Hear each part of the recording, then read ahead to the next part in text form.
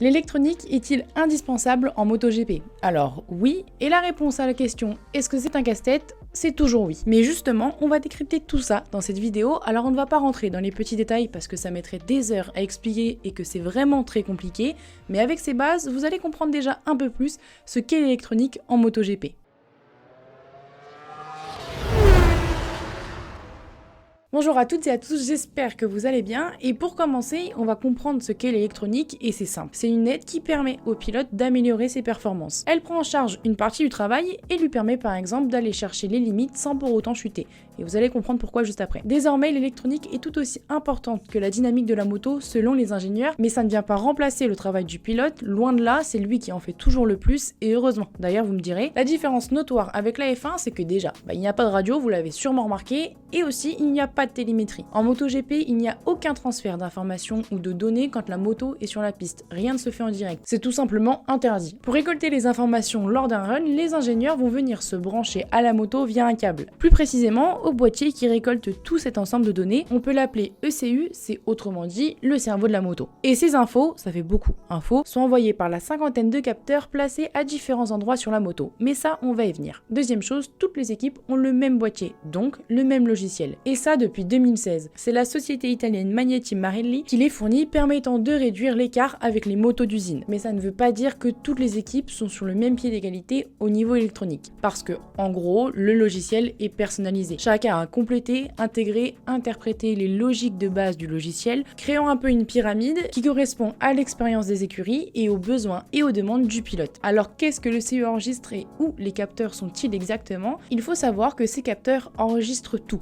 même les moindres mouvements. On peut bien sûr savoir des choses de base, quand est-ce que le pilote accélère, si la moto dérive ou pas, etc. Et sans faire une liste beaucoup trop longue, je vais vous en citer quelques-uns. Il y a des capteurs de vitesse afin de mesurer les éléments de rotation, comme les roues par exemple, tout comme d'accélération d'ailleurs, qui là vont prendre en compte les vibrations. D'autres capteurs pour mesurer le couple, donc la force du moteur, comme vous pouvez le voir sur cette photo sur la Suzuki en 2017, et ça de façon très précise parce qu'ils mesurent le couple pour chaque vitesse. Des capteurs pour mesurer la température, comme au niveau des pneus qui sont positionnés à différents endroits du garde-boue à l'avant et à l'arrière, mais aussi le liquide de refroidissement, de l'huile ou encore le liquide de frein dans le mètre-cylindre. Certains vont venir mesurer le niveau d'inclinaison de la moto, d'autres du cabrage de la moto, et encore plein d'autres pour mesurer les différents éléments en mouvement dans la machine, comme par exemple l'ouverture des gaz, les suspensions ou encore des capteurs GPS pour connaître la trajectoire effectuée par le pilote. Comme je vous ai dit, il y en a environ 50, et ça fait pas mal. Et là vous vous dites, ok d'accord Margot, c'est bien, on sait il faut des capteurs pour régler la moto. Et alors? Eh bien le boîtier donne aussi des ordres pour dire au moteur comment se comporter. Et il y a plein de choses. Avec tout plein de cartographies, c'est des configurations différentes, on parle aussi de maps pour plusieurs assistances. Et on peut les classer en 4 axes majeurs. Le traction control, autrement dit l'anti-patinage, le launch control, l'engine braking control, le frein moteur, et enfin le wheelie control. Control, je l'aurais jamais autant dit. Pour expliquer rapidement, le traction control permet de gérer la puissance fournie à la roue arrière. Par exemple, si le pilote demande trop de puissance à la sortie d'un virage, il va commencer à patiner, la roue arrière va perdre de l'adhérence et bonjour le high side quand justement la moto va commencer à reprendre de l'adhérence. Cette assistance sert donc à prévenir de ce phénomène en jouant sur la coupe des cylindres et la fermeture des papillons. Le launch control est une procédure de départ. Alors ce n'est pas du tout la même chose que le hold shot device dont on entend beaucoup parler ces derniers temps, qui est un système mécanique et non électronique. Lui, le launch control vient limiter le régime. Le pilote se concentre uniquement sur sa poignée de gaz et l'embrayage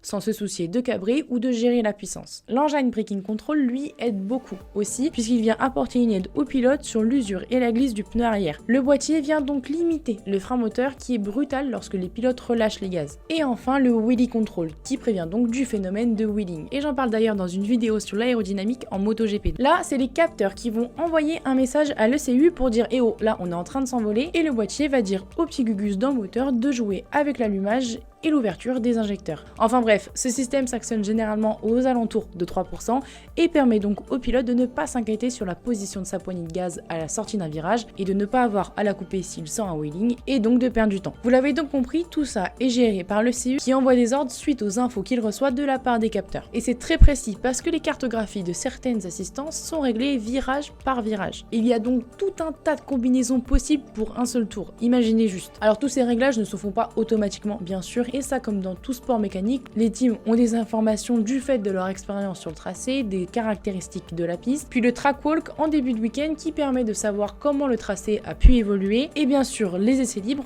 où les données analysées sont comparées au ressenti du pilote. Les ingénieurs vont donc améliorer le comportement de la machine et l'adapter au style de pilotage. Et la stratégie électronique se décide au fur et à mesure du week-end. Les ingénieurs vont étager de la meilleure manière possible les cartographies pour que le pilote exploite tout le potentiel de la moto du début de la course jusqu'à la fin. Parce que bien sûr, il va devoir changer plusieurs fois de map pendant le Grand Prix, par exemple s'il est en phase d'attaque ou quand les pneus sont en train ou sont déjà dégradés, pour toujours avoir une moto stable et performante. Alors comment le pilote joue avec l'électronique? Et ben c'est très simple, c'est avec les boutons qui sont situés sur la gauche de son guidon et il peut modifier tout ça avec son pouce. Alors bien sûr, ce n'est pas aussi sophistiqué qu'un volant de Formule 1, mais c'est déjà assez et beaucoup pour la petite surface du guidon. Quand on regarde différentes motos sur différentes années, les boutons ne correspondent pas toujours à la même chose, mais si on prend l'exemple de la Ducati GP17 d'Andrea Dovizioso, le rouge sert à changer de cartographie pour la puissance, le bleu c'est le launch control, le jaune à gérer la consommation de carburant en fonction des différentes maps, le blanc c'est le pit lane limiter et le vert le frein moteur, en français cette fois. Dans la description, je vous ai mis le lien d'une vidéo de Scott Redding qui explique quel bouton correspond à quoi et comment il les utilise pendant un Grand Prix. La vidéo date de 2016 et c'est en anglais,